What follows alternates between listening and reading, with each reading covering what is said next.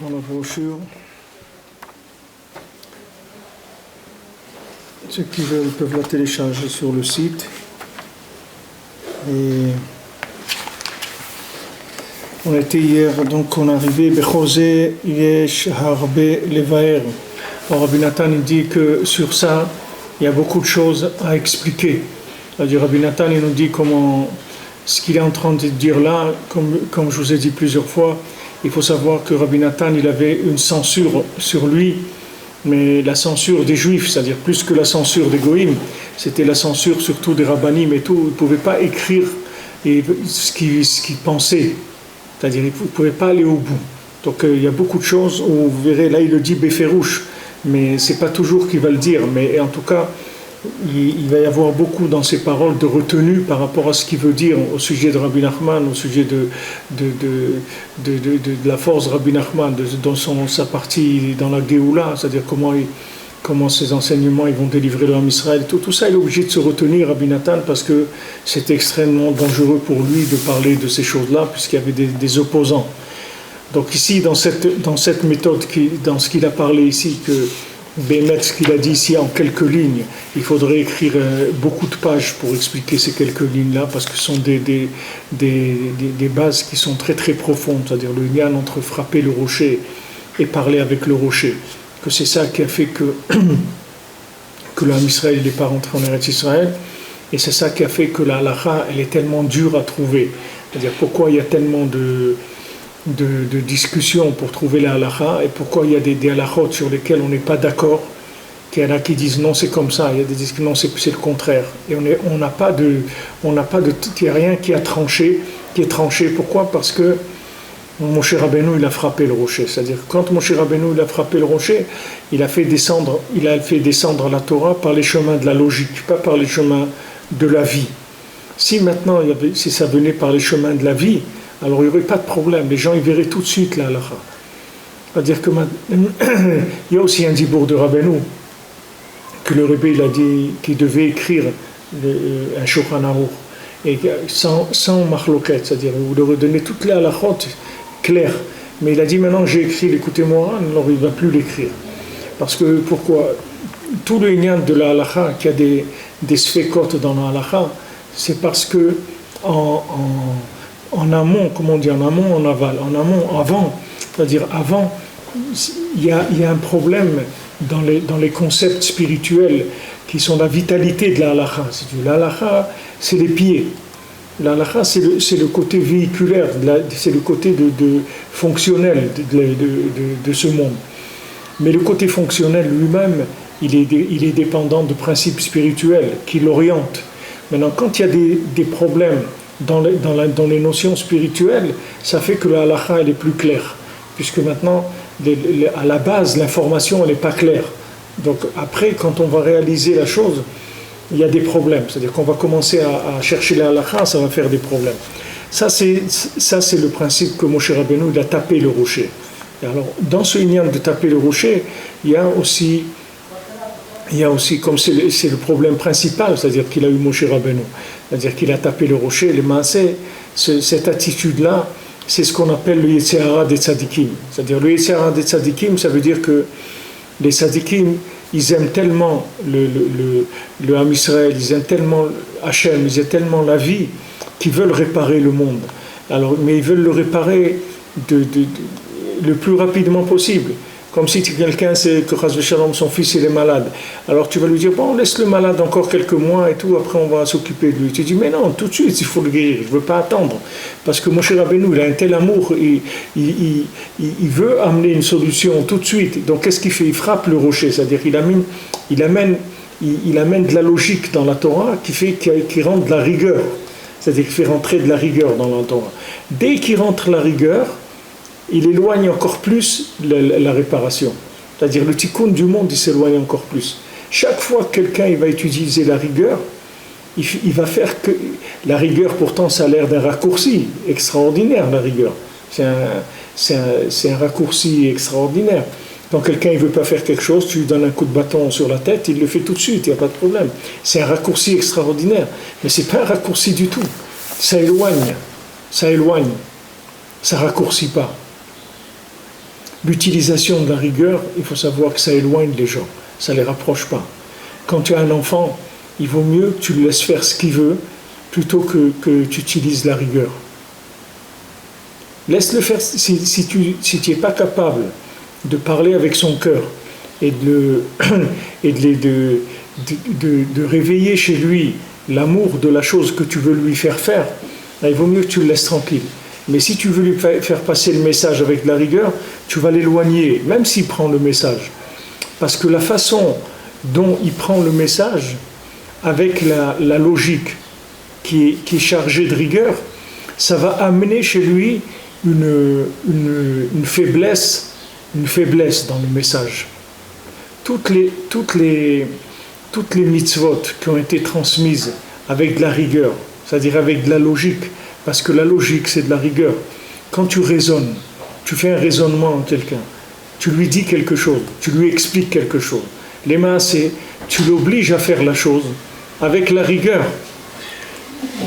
Tu l'obliges à faire avec la rigueur. C'est ça que tu es en train de faire. Tu comprends? Maintenant, tu parles à quelqu'un, tu lui dis, regarde, tu sais, ça serait bien de faire ça. Alors il te dit pourquoi? Pourquoi ça serait bien? Non, parce que tu sais, regarde, tu lui expliques des choses. Maintenant, quand tu lui expliques des choses, qu'est-ce que tu fais les mains? Tu utilises la rigueur de la logique pour l'attraper, d'accord? Supposons que cette personne-là, ça marche. Ça marche. Tu arrives à le convaincre. Je lui dis, voilà, regarde, tu devrais mettre les tefilines tous les matins. Je lui dis, pourquoi?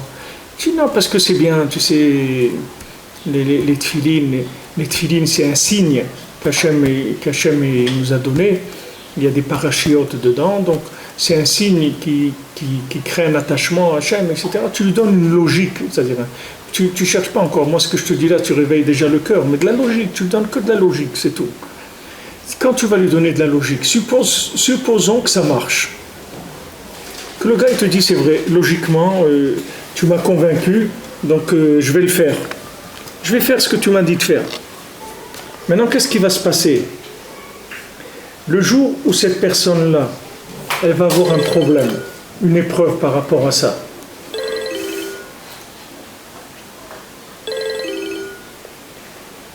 Le jour où la personne, elle aura une épreuve par rapport à ça, qu'est-ce qui va lui rester?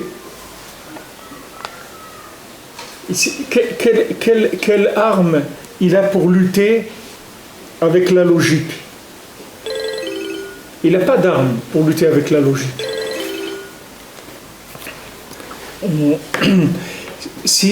Quand maintenant on utilise la logique, c'est une forme de violence, intellectuelle, spirituelle. C'est-à-dire que maintenant, même si tu es arrivé à faire passer un message avec la logique, d'accord? Mon cher Rabbeinu vient, il frappe le rocher.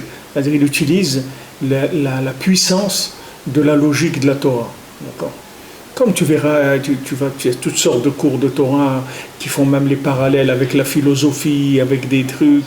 C'est avec de la logique, tu vois. Ils t'enseignent de la Torah avec de la logique. Maintenant, supposons que le message est passé par la logique et que tu en restes là, c'est-à-dire que tu n'as pas autre chose. On t'a expliqué, c'est comme ça, voilà, ok, c'est la logique.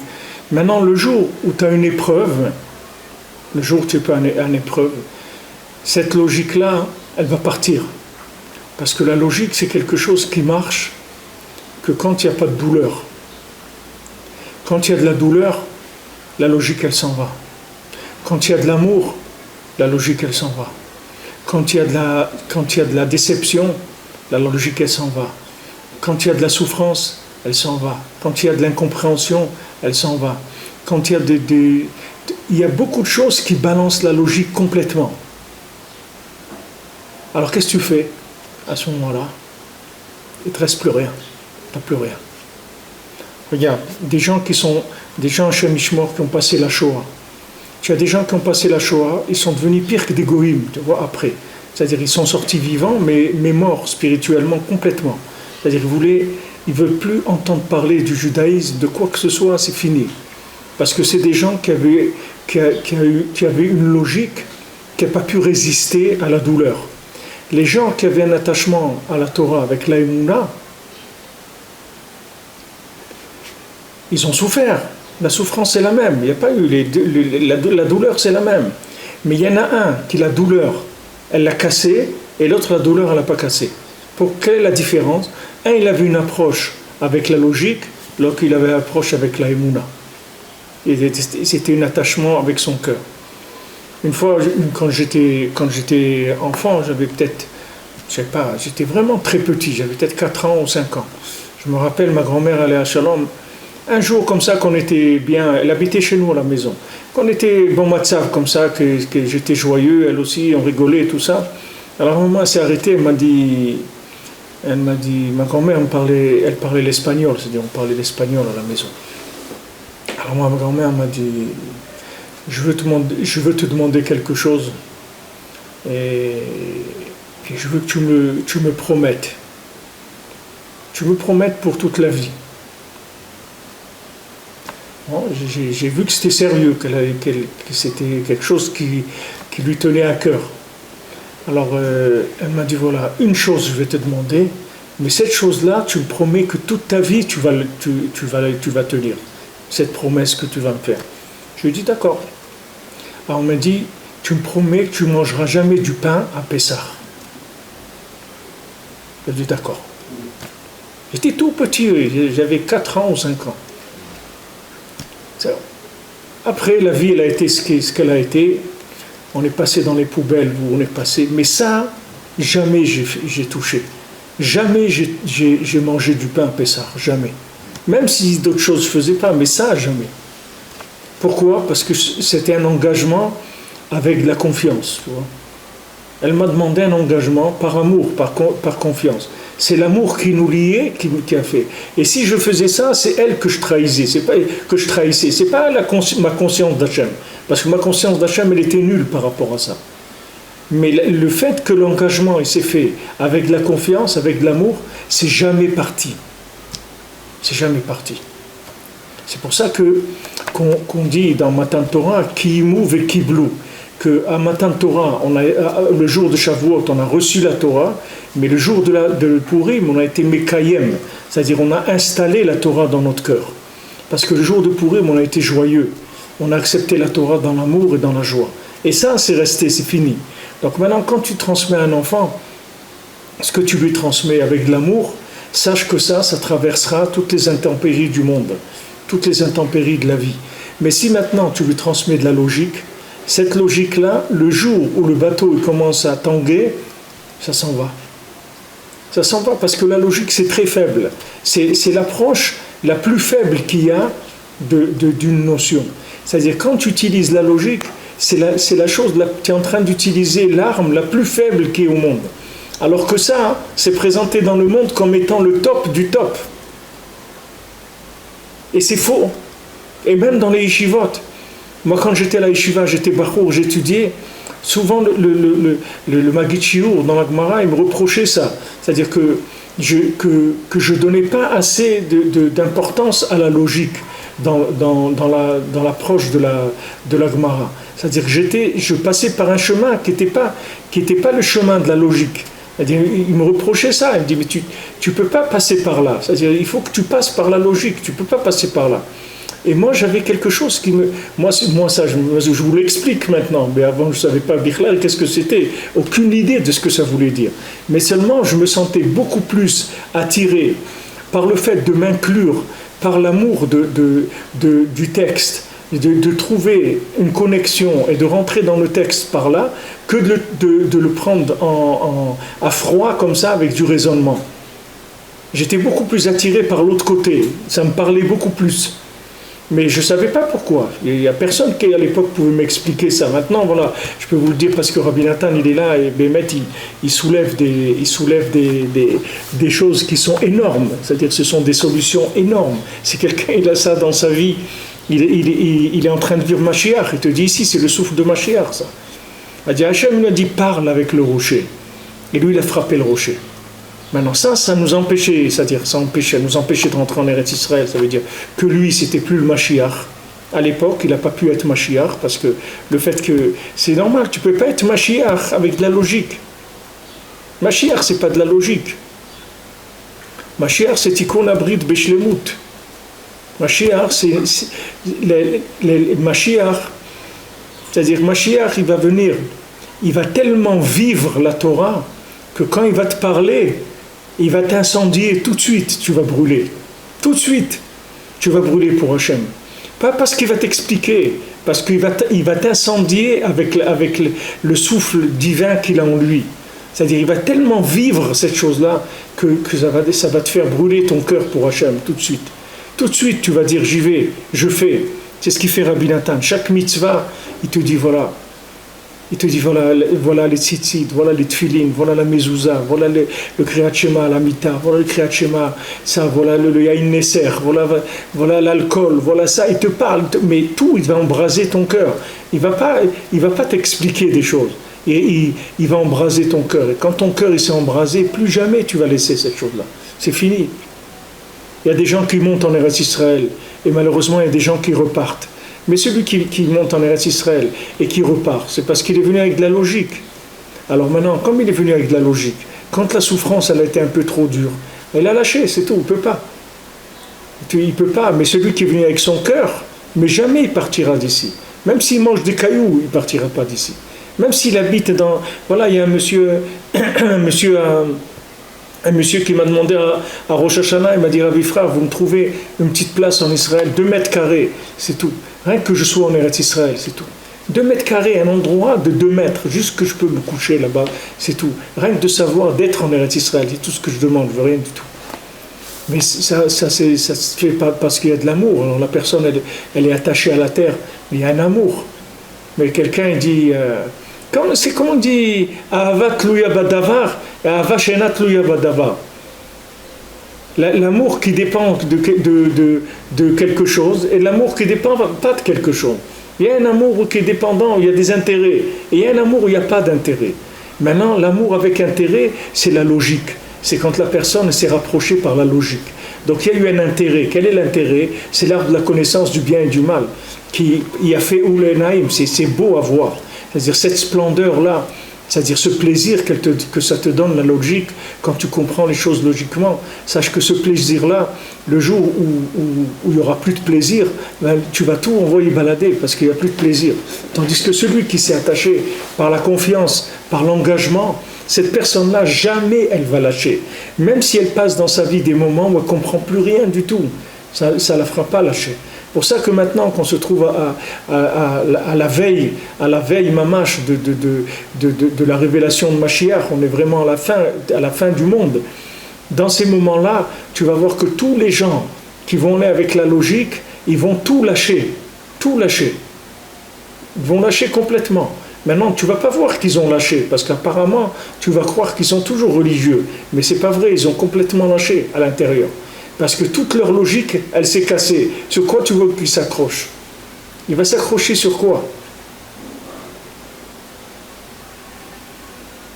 Sur quoi tu vas t'accrocher quand tu vois que la Torah, elle parle de la pudeur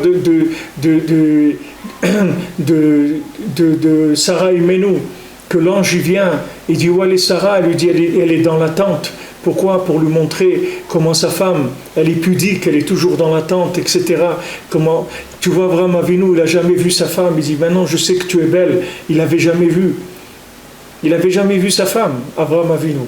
Pourtant, ce n'étaient pas des petits genoux qui avaient 25 ans. Ils avaient déjà 70 ou 80 ans quand il lui a dit ça. Il n'avait jamais regardé sa femme, Abraham Avinu. Et maintenant, tu as des femmes soi-disant, des religieuses et tout, qui ont des perruques jusqu'à la ceinture, et habillées avec des vêtements de mode, et des trucs incroyables.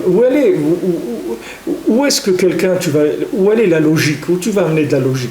Essaye de raisonner une seconde, tu es mort. Tu raisonnes une seconde, tu es mort. C'est comme il lui a dit à Lot, il lui dit, retourne-toi une seconde, tu es mort. Retourne-toi une seconde, tu es fini.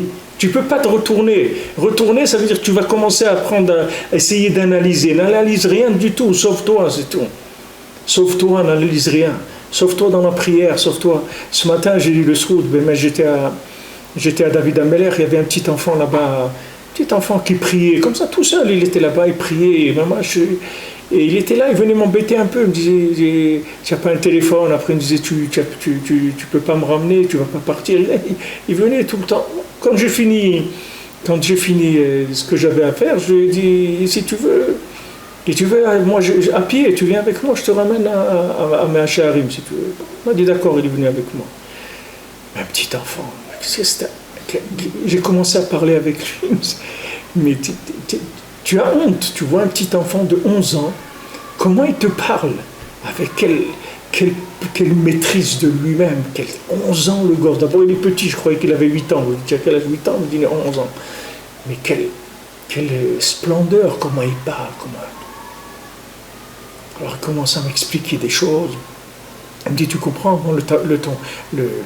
la tombe de David Ameller, les gens y venaient, ils faisaient attention, c'est David Ameller, les gens ils se comportaient, ils faisaient attention.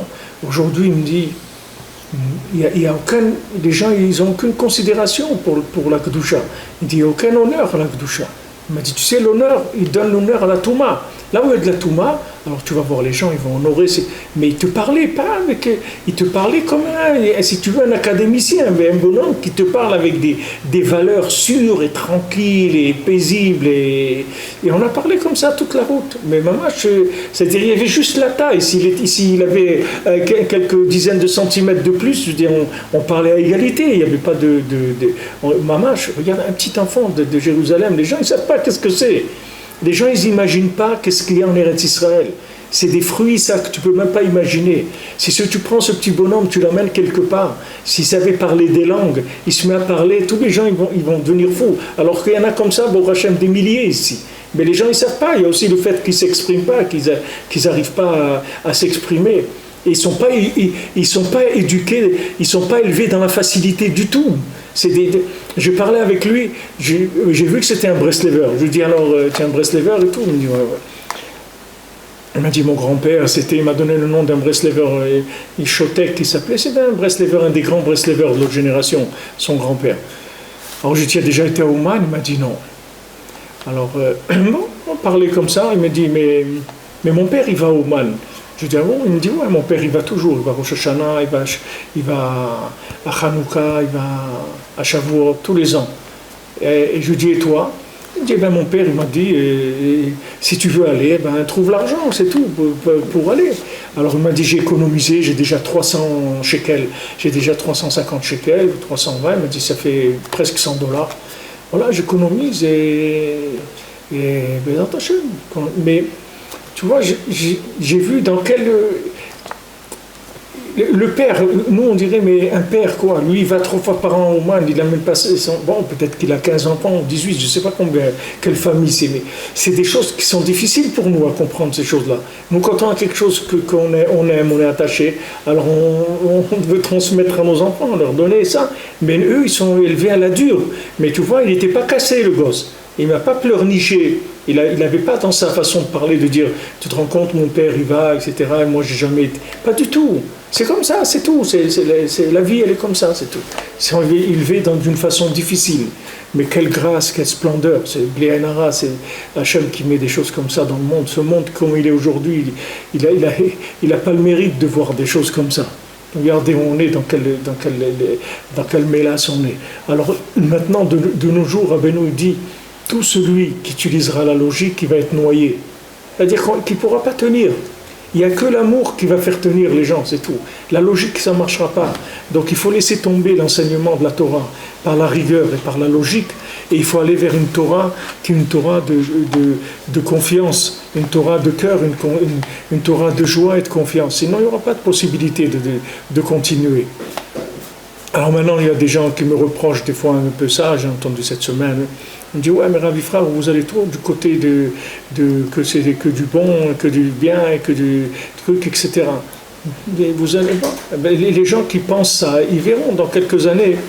Dans quelques années, ils verront qu'est-ce que c'était, parce que nous aussi on était en yeshiva et on a commencé à enseigner il y a plus de 30 ans. Et quand j'ai commencé à enseigner, c'est sûr que je parlais pas comme je parle aujourd'hui, mais parce que le monde il n'était pas là où il est aujourd'hui, et il n'y avait pas de maturité aussi pour entendre ça. Donc je comprends aujourd'hui qu'il y a des gens qui s'accrochent encore à de la rigueur logistique, si on veut, à de la logistique rigoureuse pour être dans la Torah. Ils ont l'impression que s'il n'y a pas une logistique rigoureuse, alors il n'y a rien. Alors ils s'accrochent aux dernières bribes de logique qui restent dans le monde. Mais sachez que ça va partir. C'est une question de temps, mais ça va disparaître complètement. Toute la logique, elle va disparaître complètement. Parce que c'est la réparation du Chet d'Adam Arishon. C'est la réparation du Etz Hadat Tovera. Donc elle va disparaître parce qu'elle ne devait pas exister. Elle n'aurait jamais dû exister. Donc elle va disparaître. Il faut savoir que le monde, il va y venir doucement, doucement. Alors comme maintenant, Moshe Mashiach, c'est-à-dire Moshe, que lui, il a tapé sur le rocher, c'est-à-dire qu'il a amené une Torah avec de la logique, tout ça pour gagner du temps, c'est tout. Parce qu'il voulait tout de suite que le Ham Israël soit sauvé. Il voulait tout de suite que le Ham Israël comprenne. Il voulait tout de suite que le Ham rentre en Eretz Israël, que le peuple rentre en Eretz Israël et que lui soit le Mashiach. Et ça y est, que l'histoire du monde, elle aurait été réglée tout de suite. Si Moshe Rabbeinu est rentré, c'était lui le Mashiach. Il y avait la construction du Beth Amikdash, c'était lui le Kohen Gadol. Et ça y est, le monde, il avait sa réparation. Le fait qu'il a tapé le rocher, il a reporté le tikkun du monde sur des milliers d'années. Le fait qu'il a frappé le rocher. Mais bon, ça c'est Mina Shamayim, parce qu'à ce moment-là, il n'y avait pas encore eu la réparation suffisante de la faute d'Adam Arishon. Donc maintenant, ce qu'on attend, c'est qu'il parle avec le rocher. C'est qu'il parle avec le rocher, pas qu'il frappe le rocher. C'est-à-dire, on veut qu'on prenne le temps avec nous de nous transmettre les choses avec de l'amour, pas avec de la logique. On ne veut pas de logique, ça ne nous intéresse pas la logique. On veut qu'on nous donne le souffle de vie de la chose. On ne veut pas de la logique. La logique, elle ne nous intéresse plus parce que la logique, elle ne nous donne pas la force de lever le poids qu'on a à lever aujourd'hui. C'est-à-dire la difficulté de la vie aujourd'hui. La vie, elle est tellement difficile, c'est-à-dire au point de vue humain, c'est tellement difficile. C'est-à-dire les gens, ils ont tellement de difficultés, il y a tellement de stress. C'est-à-dire on a un niveau de vie qui est tellement élevé dans la consommation et tout, que ça nous met dans un stress très grand. Les gens, ils ne peuvent plus avec la logique. Les gens, ils veulent qu'il y ait des choses dans lesquelles on prenne le temps de nous faire vivre ces choses-là. On ne veut pas de logique. Je vous ai raconté mon ami Alav Shalom Shimon Mimoun, Alav Shalom qui avait à Paris. Jamais il expliquait, il a rapproché beaucoup de gens de la Torah. Il y a des gens qui viennent ici, c'est lui qui les a rapprochés. Vous ne savez pas d'où il les a sortis. Moi je sais, moi je ne peux pas vous raconter, mais moi je sais qu'il y a des gens qui viennent ici, il les a sortis du fin fond de l'extrait de la poubelle. Ce n'est pas la poubelle, c'est de l'extrait d'où il les a sortis. Il vivait dans les extraits de poubelle. Ce n'est même pas de la poubelle elle-même. Il les a sortis, mais jamais des explications. Jamais. Il prenait par la main la personne, il l'amenait. Il l'amenait au mikvé, il faisait avec lui les Teilim, il envoyait à Ouman, il disait de venir à Méron, chez Rabbi Shimon, mais pas d'explication, on ne donnait pas d'explication. Il rentrait dans la personne du souffle de vie, c'est tout. Du souffle de vie. Et la personne toute seule, elle va s'engager dans la Torah. Parce que les gens, ils ne savent pas ce que c'est le souffle de vie. Les gens, ils sont en train de travailler avec de la matière morte. Ils ne savent pas ce que c'est la vie. Vous n'avez pas besoin d'expliquer. Quand vous allez expliquer, vous utilisez les mêmes outils qu'ils utilisent les vendeurs de mort. Quand il a utilisé la logique, Hachem il lui a dit à Adam Arishon, si tu manges ça, tu vas mourir. Ça veut dire que maintenant, sache que cette méthode, si tu la déconnectes de la Emouna, c'est la méthode des morts. C'est-à-dire c'est la méthode que les gens ont utilisée pour pouvoir vivre dans ce monde sans Akadosh Baruch Hu. C'est les gens qui n'ont pas reconnu Hachem qui utilisent ça. Mais les gens qui connaissent Hachem, ils n'ont pas besoin de ça. Les gens qui connaissent Hachem, ils vont directement dans l'arbre de vie, ils n'ont pas besoin de passer par l'arbre de la connaissance du bien et du mal. Qu'est-ce que tu veux que je fasse avec de la connaissance? Moi, je veux de la vie, je ne veux pas de la connaissance. Moi je veux qu'on me donne de la vie. La connaissance, ça ne m'intéresse pas. Je veux rien savoir, je veux vivre, c'est tout. Je veux vivre avec Hachem. Comme David Amelech, il dit, je veux être dans la maison d'Hachem tous les jours de ma vie. Je veux voir la douceur de la vie. La douceur de la vie, comme on a vu tout à l'heure, Sarah Imenu, elle a fini la réparation elle a fini la réparation de Chava. Sarah, elle a réparé Chava. On a vu, elle a réparé le Chava, qu'est-ce qu'elle a eu? Chava, elle a eu Caïn. Caïn, c'est un destructeur de l'humanité. Pourquoi? Parce qu'elle a mangé de la connaissance du bien et du mal. Donc elle a enfanté de la rigueur destructrice. Sarah, elle a enfanté Yitzhak, que c'est la rigueur de la construction, pas de la destruction. Parce qu'elle a enfanté un fils Yitzhak qui était inclus complètement dans la miséricorde d'Abraham. C'était pas un enfant qui était dans une rigueur dans laquelle il y avait des nerfs ou de la cruauté ou des choses comme ça. C'était de la rigueur uniquement le côté de comment installer le chesed d'Abraham dans le monde. C'est ça que Yitzhak il a fait. Comment on installe ce chesed dans le monde? Il était complètement soumis. Eved Abraham Anochi. Je suis l'esclave d'Abraham, ça veut dire je suis soumis au chesed. C'est ça le but de la rigueur. Tandis que Chava, comme elle avait mangé de l'arbre de la connaissance du bien et du mal, elle a eu un fils qui s'appelait Caïn, qui était Caïn. Dans le mot Caïn, il y a le mot de Kin'a, c'est-à-dire que le mot de la jalousie, c'est-à-dire il ne supportait pas la réussite de l'autre, il ne supportait pas que l'autre soit mieux que lui, il fallait que tout le monde, il écrase tout le monde, sinon il ne pouvait pas supporter, il a tué son frère parce que son frère était mieux que lui. Alors ça donnait tous les races aryennes et tous les Grecs et toutes ces choses-là, ça vient de là, ça vient du rat qu'il y a dans les gvurot, ça vient du mal qu'il y a dans la rigueur. Il y a dans la rigueur, il y a du mal. Si on la déconnecte, la rigueur du chesed, il y a du mal. La même chose, si la logique, on la déconnecte de la émouna, et dans la logique, c'est du mal. La logique, elle doit s'inclure entièrement dans la émouna. C'est pour ça qu'Hachem, il a dit, il voulait qu'Adam Arishon, il rentre dans Shabbat, et après, il lui aurait dit de manger de la connaissance du bien et du mal, il lui aurait dit de faire kiddush dessus. Mais d'abord, il fallait qu'il rentre dans Shabbat. Si Adam Arishon, il avait su dire merci Hachem, merci de m'avoir créé, merci de m'avoir donné tout ce monde-là. Les Massi, il était tout seul. Et Hachem, il lui a fait cadeau un monde. Il était tout seul sur terre. Hachem, il lui a donné le monde entier pour lui tout seul.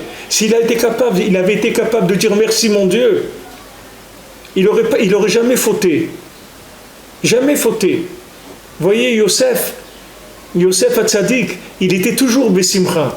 Il remerciait toujours Hachem. Même que ses frères, ils ont voulu le tuer. Même qu'il a été vendu. Même qu'il a été mis en prison de façon illogique. C'est-à-dire, il disait, mais j'ai rien fait. Il a dit, j'ai rien fait, moi. Pourquoi je suis en prison? J'ai rien fait. Il est resté 12 ans en prison, il n'a rien fait. Pour rien.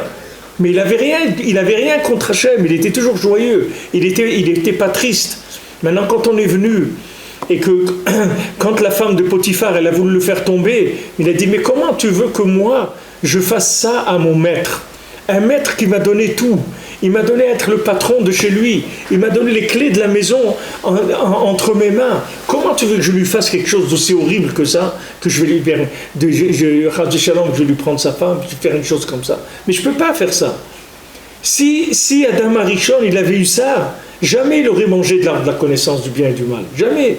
S'il avait de la Oda'a, s'il disait merci mon Dieu, s'il avait appris à dire merci pour ce que tu m'as donné, merci pour ce monde, s'il avait appris à dire merci à chaque fois, alors chaque merci, chaque fois que quelqu'un dit merci, il s'attache à Kadosh Baruch Hu. C'est pour ça que le merci, jamais ça s'arrêtera. C'est pour ça que le Korban Toda, jamais il s'arrêtera. Jamais de dire l'offrande, de dire merci, elle durera tout le temps. Et Purim, il durera tout le temps. Yom Kippour, il va disparaître. Mais Purim, c'est-à-dire, pourquoi? Parce que c'est un jour de joie, c'est un jour d'amour. Ça s'inclut dans l'éternité. C'est pas une mitzvah de ce monde. C'est une mitzvah qui peut continuer dans l'autre monde. Le remerciement, ça ne sera jamais annulé. Rabbeinu dit, Yemei Chanouka, Yemei Oda'a, les jours de Chanouka, c'est des jours de remerciement. C'est ça, prendre conscience de l'existence d'Hachem. C'est ça, aimer Hachem. Commence à dire merci, et tu vas voir que tu vas aimer Hachem. Tu ne sais pas comment aimer Hachem? Assieds-toi dans un coin, 10 minutes, un quart d'heure, et dis merci mon Dieu, répète. Répète, merci mon Dieu, répète. Tu vas voir que au bout de quelques temps, tu vas voir que tu vas commencer à aimer Akadosh Baruch Hu. Et quand tu vas aimer Akadosh Baruch Hu, tu vas pouvoir faire les mitzvot avec de la vitalité, avec de la joie, pas avec de la logique. Laisse tomber la logique. Laisse tomber les explications, tu n'as pas besoin d'explications, tu as besoin d'aimer le Créateur. Si tu aimes le Créateur, tu vas aimer les mitzvot. Quand tu vas aimer le Créateur et les mitzvot, tu vas t'aimer toi-même aussi. Tu vas aimer ta neshama, tu vas voir que c'est autre chose complètement. Vous voyez Abraham Avinu, comment il était cassé, on a vu tout à l'heure, comment il était cassé que sa femme est morte. Il a senti toute sa vie, elle est tombée. Parce qu'il l'aimait, Sarah. C'était la moitié de lui-même. Il a vu la moitié de lui-même qui est morte, la moitié de lui qui est parti. Et il était brisé, Abraham Avinu, de ça. Parce qu'il aimait sa femme. Il savait que sa femme, c'était mamash. Il est resté, comme on dit, comme le Zohar dit, palga goufa, un corps de moitié. Parce qu'il l'aimait vraiment. C'était son zivouk, c'était mamash sa femme. C'était pas quelqu'un qui avait un intérêt. Il n'avait aucun intérêt, c'était elle, c'est tout. Il n'y avait aucun intérêt. C'est pas parce qu'elle lui faisait plaisir ou parce qu'elle lui faisait bien manger. Il n'y avait aucun intérêt. Il n'y avait aucune logique. C'était sa femme, c'est tout. Ça suffisait, il n'y a pas besoin de logique. Maintenant, aujourd'hui, les gens tous avec des raisonnements, ils veulent trouver quelqu'un avec qui se marier. Est-ce qu'il est comme ça, est-ce qu'il n'est pas comme ci? Et il leur faut des dizaines de preuves que ça peut aller avec eux. Mais c'est pas ça qu'il faut chercher. Il faut chercher ma moitié, c'est tout. Ta moitié, tu vas la reconnaître tout de suite, parce qu'elle te manque tellement que tu vas la reconnaître tout de suite. Ta moitié, c'est quelque chose qui va tellement te compléter que tu vas reconnaître tout de suite si c'est ta moitié ou pas. Laisse tomber les raisonnements. C'est pas avec ça qu'on trouve la moitié. La moitié, il y a un manque, il y a une frustration dans la vie.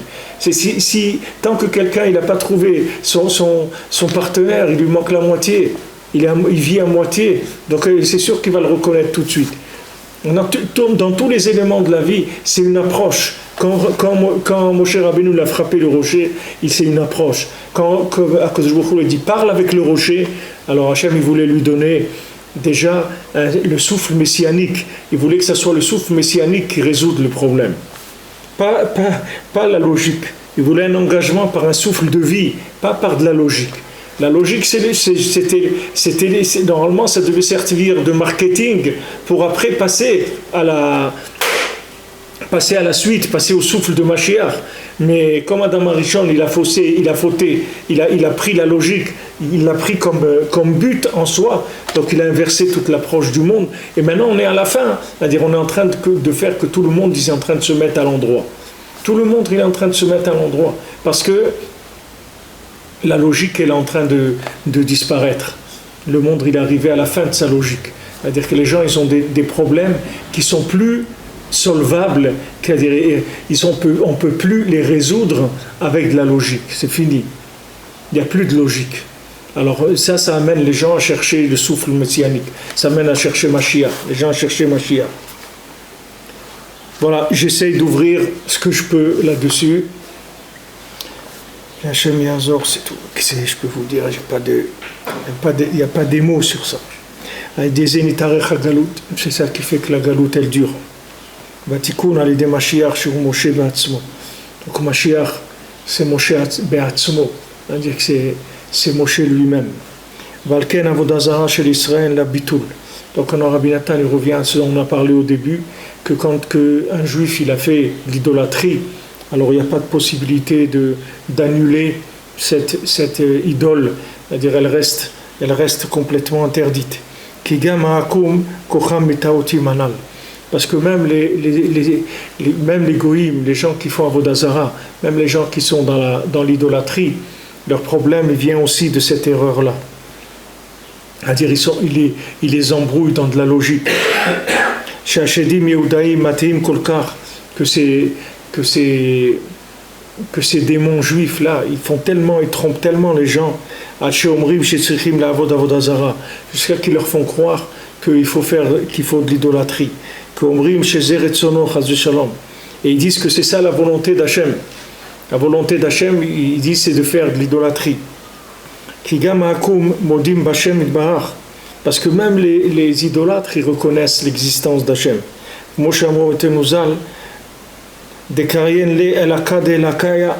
Parce qu'ils appellent Hachem le Dieu des dieux. Ils ont dit, il y a le Dieu des dieux. Il y a le Dieu il y a le Dieu du feu, il y a le Dieu de l'argent, il y a le Dieu de ça, et il y a le Dieu de tous les dieux. Et ils reconnaissent le Dieu de tous les dieux. Mais ils disent que Hachem, il veut, chas v'shalom, l'idolâtrie. Nimsa Hashem mehafrim ha'emet kolkach. Ils retournent la vérité tellement. Jusqu'à qu'ils disent que c'est une mitzvah de faire de l'idolâtrie. C'est-à-dire ils disent que non, il faut un intermédiaire, cet intermédiaire il faut l'adorer, et maintenant il y a un Dieu de ce Dieu-là, et lui il s'arrange avec lui, mais eux ils vont vers l'idolâtrie. C'est comme ça que le roi Yeroboam ben Nevat, c'est comme ça qu'il a fait tomber le Ham Israël. Tout ça avec ces démons juifs. Que ces démons-là, ce sont des esprits qui rentrent dans les érudits en Torah encore plus que tout le monde. Parce qu'Yeroboam ben Nevat, c'était un très grand érudit en Torah. Il ne faut pas croire que c'était un bonhomme, un rigolo, c'était un très grand érudit en Torah. Comme Shamour Betenuzal, Al-Pasuk, Vehu mitkase besalma chadasha. C'est écrit dans Mlachim, dans le prophète Mlachim, que lui il se recouvrait avec un nouveau vêtement. Alken avodazara chez l'Israël, en la bitoul. C'est pour ça que quand un juif il fait chas v'shalom de l'avodazara, ça ne peut pas s'annuler. Ki ikar koach avodazara shewa yetzirara shenikra el acher. Parce que le ikar de l'avodazara, le ikar de l'idolâtrie, qui s'appelle un autre, kol kocho rak keshuyonek mi Israël. Toute sa force, c'est uniquement de tirer l'énergie du Ham Israël grâce à ces démons juifs. Balken keshe avodazara mishechet mi Israël. Donc quand l'avodazara, l'idolâtrie, elle vient du Ham Israël, yesh la koach gadol de sitra chara beyoter. Elle a une très grande force de sitra chara. C'est-à-dire quand chas v'shalom, on a fait tomber un juif là-dedans, alors ça donne une force beaucoup plus grande que n'importe qui, parce qu'ils ont l'accès au palais royal, ils ont l'accès au trésor du roi. C'est pas du tout la même chose. Quand on fait tomber un juif, quand on prend un juif, on le fait tomber dans le communisme ou dans une chose ou dans une autre, dans toutes les bêtises qu'il peut y avoir dans le monde. Sachez que pourquoi ils font ça, c'est parce qu'à travers le juif, ils peuvent avoir accès au trésor d'Hachem. Ils peuvent aller tirer de l'énergie de l'arbre de vie. C'est ça c'est ça qu'ils cherchent à travers le juif. Donc quand ils font tomber un juif dans l'Avodazara, c'est un moyen pour arriver à prendre de là-bas. C'est pour ça que si les juifs ils savaient, surtout les juifs qui sont des gens fortunés, s'ils venaient en Eretz Israël et qu'ils investissaient leur argent en Eretz Israël et qu'ils disaient voilà, tout notre argent maintenant il ira en Eretz Israël et on n'investira que en Eretz Israël. C'est pas ce qui manque ici. Pour Hachem, il y a de quoi développer jusqu'à l'infini. Si ces gens-là ils faisaient ça, il y aurait une révélation messianique qui serait immédiate. Si toutes les fortunes, il y en a, Hachem, des gens dans le Ham Israël qui sont fortunés, que ce soit en Europe ou que ce soit en Amérique, que ce soit partout, il y a des juifs qui ont beaucoup de moyens. Si ces moyens-là ils décidaient que ça serait que en Eretz Israël, ben vous verrez que l'histoire du monde, elle commencerait à changer immédiatement. Le monde, il aurait un autre visage complètement. Mais pour l'instant, ils sont prisonniers de ces systèmes qui s'alimentent à travers eux. Eux, ils croient qu'ils s'alimentent de là-bas, mais c'est le contraire. C'est le contraire tout à fait. Quand vous voyez en Israël, parfois vous voyez parler des gauchistes et ils disent Ils disent qu'est-ce que c'est la politique des gens qui font ça et ça. Ils sont en train de se fâcher avec les Américains et nous on a tellement besoin d'eux. Mais c'est le contraire. C'est les Américains qui ont besoin de nous. Tu crois que les Américains ils t'auraient fait du bien s'ils n'avaient pas besoin de toi? Tu crois qu'ils seraient là à t'envoyer des armes si tu n'utilisais pas pour tester les armes, pour voir les trucs, pour voir tout. Et voilà, maintenant ils viennent d'envoyer une équipe, le Pentagone, pour voir comment ils ont fait à la dernière guerre qu'il y a eu à Gaza, comment ils ont fait pour envoyer des bombes qui ne détruisent pas la maison, qui laissent le temps aux gens de sortir pour après détruire la maison. Ça, c'est des techniques qu'ils ne connaissent pas. Parce que quand ils détruisent une maison, ils détruisent la maison, c'est tout. Qu'est-ce que ça veut dire envoyer une bombe qui est une pré-bombe pour avertir les gens et leur faire peur, qui quittent la maison et après détruire la maison? Quelle armée qui fait ça au monde? Ça n'existe pas. Donc ils sont venus apprendre si l'Amérique n'avait pas besoin, elle n'aurait pas fait ça. Donc les Juifs, partout où ils sont, il faut qu'ils sachent que c'est l'endroit où ils sont qui a besoin d'eux. Ce n'est pas eux qui ont besoin de l'endroit. Et s'ils partent de là-bas, cet endroit-là, il ne sera plus alimenté. Il ne sera plus alimenté. S'il venait ici, bon, Hachem, il y a tout le désert du Negev à développer. Il y a énormément de choses à faire, à développer jusqu'à l'infini. Et de ça, tous les peuples du monde, ils font s'alimenter après. Mais pour l'instant, eux, ils sont dans la Vodazara. C'est-à-dire la Vodazara, ça veut dire qu'ils pensent qu'ils ont besoin d'être en dehors d'Eretz Israël. Et c'est pas vrai. C'est pas vrai. Parce que tout le shépha du monde, toute la miséricorde, toute la bonté, toute l'abondance du monde, elle vient d'Eretz Israël. C'est le contraire. Donc il faut savoir qu'un juif, il est en Chutz Laaretz, c'est le pays dans lequel il se trouve qui s'alimente de lui. C'est pas lui qui s'alimente du pays. Donc quand un juif, il fait Avodah Zara, on ne peut rien faire, on ne peut plus récupérer la chose. Pourquoi? Parce qu'à travers lui, les forces négatives, elle s'est alimentée.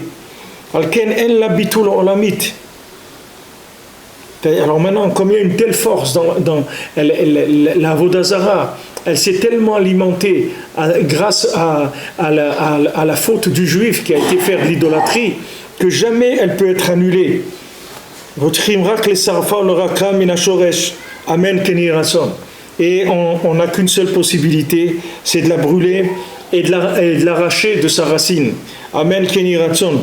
C'est-à-dire, Rabbi Nathan il dit que ça soit Amen Keni Ratson. Vous vous rendez compte ce que ça veut dire? C'est-à-dire, quand un juif il fait Avodah Zara, c'est-à-dire cette Avodah Zara, elle devient irrécupérable, c'est fini. C'est-à-dire, on ne peut plus rien faire de cette chose-là. Et puis c'est fini, on ne peut plus la recycler, elle est irrecyclable, c'est fini. Il faut détruire complètement.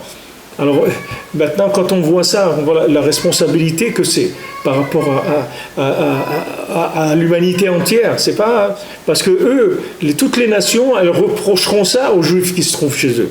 Pourquoi vous êtes restés ici? Pourquoi vous n'êtes pas partis? Pourquoi vous n'êtes pas allés en Israël? Pourquoi ce que vous faites ici, vous ne le faites pas en Israël? Si jamais les gens ils faisaient ça, tout de suite l'histoire du monde, elle change immédiatement. Immédiatement, le monde, vous voyez, il prendra un virage total. Alors que là, tout se met en place pour essayer que les Juifs ils quittent les pays. C'est-à-dire, tout est fait pour essayer de les faire partir. Il y a des gens, ils s'accrochent, ils essayent de faire des lois et de l'antisémitisme et des procès et des trucs, etc. pour s'accrocher encore, pour rester accroché à ces choses-là. Mais il faut lâcher, il ne faut pas avoir peur de lâcher. Parce que quelqu'un qui quitte Chutz Laaretz, il n'a rien quitté du tout. Il est rentré chez lui, c'est tout, il n'a rien quitté. Là-bas, c'est pas chez lui. Eretz Israël, c'est chez lui. Yerushalayim Yer HaKodesh, tout Eretz Israël. Bon Hachem, il y a de quoi faire. Il y a de quoi faire du business, il y a de quoi faire de la Torah, il y a de quoi faire de la Tfila, il y a de quoi faire. Tout ce que quelqu'un il veut faire, il peut le faire en Eretz Israël. Et le Ikar, c'est que déjà, au moins, j'alimente plus la Sitra Hara, ça n'alimente plus sur moi. La Sitra Hara, elle ne s'alimente plus sur moi. C'est fini. Pourquoi? Parce que je nourris plus. Je viens pas à l'envers. Je viens à l'endroit. Je me mets à ma place. Quand on a vu Sarah, ses pieds, il l'a emmenée à Hebron. Sarah, pourquoi? Qu'est-ce qu'elle faisait Sarah à Hebron? Abraham, il n'était pas à Hebron. Abraham, il était à Beersheba. Qu'est-ce qu'elle faisait Sarah à Hebron? Pourquoi elle n'était pas chez elle? Chez Beersheba. Elle dit parce que ses pieds, ils l'ont emmenée là-bas. Pourquoi ses pieds, ils l'ont emmenée là-bas? Parce que son âme, elle l'a préparée pour qu'elle soit enterrée dans Hebron, dans la Mera Matanata Marpella. Ses pieds, ils l'ont portée là où son âme, elle l'a dirigée. Parce que si elle était morte à Beersheba, elle aurait été enterrée à Beersheba. Et elle, il fallait qu'elle soit enterrée à Hebron, parce que là-bas, comme on dit, Hebron signale de Chibour. C'est-à-dire, elle devait faire le lien entre le Shem Yudke Vavke et le Shem Adnout. C'est-à-dire, elle devait faire le lien entre le haut et le bas. Et ça, elle pouvait le faire qu'à Hebron. Parce que Hebron, c'est la porte du Gan Eden, c'est là où il y a le lien. C'est-à-dire, de là-bas, on rentre au Gan Eden, de cet endroit. Là-bas, vous verrez à l'entrée, il y a un trou là-bas, il n'y a personne qui descend là-bas. Et c'est lui qui est descendu là-bas, ils ne sont jamais remontés. Un qui est descendu une fois, mais sinon il n'y a personne qui peut descendre dans ce trou-là. Il ne remonte pas, parce que c'est la porte du Gan Eden. De là-bas, les gens ils vont au Gan Eden, les âmes elles montent de cet endroit-là, de Hebron. C'est l'endroit Chibour, mamash, l'endroit du Chibour. Là-bas, ça s'appelle endroit du Chibour, c'est-à-dire du lien entre les deux. Alors ici, il faut retenir tout ce qu'on a étudié ici. Au Hachem, il y a beaucoup de choses qui sont sorties, Beïkar, de faire attention, de prendre la Torah avec de l'amour, de la prendre très au sérieux, avec un respect et un amour d'Hachem. Et ne pas essayer de chercher tout le temps des explications qui vont nous permettre de comprendre et qu'après qu'on a compris, on va faire. Parce que même si on a compris et on fait, ça ne nous amènera pas très loin. C'est-à-dire que si on prend le temps de s'engager avec Hachem, avec un dialogue, en parlant avec Hachem, en voyant les histoires des tzadikim, les choses qui réveillent le cœur, ça donne une Torah qui part jamais. Ça c'est une transmission éternelle. Vous verrez une histoire, vous vous en rappellerez toute votre vie. Un raisonnement, il va partir comme il est venu. Une histoire, toute votre vie, vous vous rappellerez. Une histoire qui vous est rentrée dans le cœur, vous n'oublierez jamais. Mais un raisonnement, c'est comme un autre, ça vient et ça part. Et tout. Donc il faut s'attacher il faut essayer de trouver un rapport avec Hachem qui soit un rapport de Ruach Chaim, c'est-à-dire de souffle messianique. C'est dans ce qu'il parle ici. Les Hachem, après, on continuera la halacha Hachem dimanche.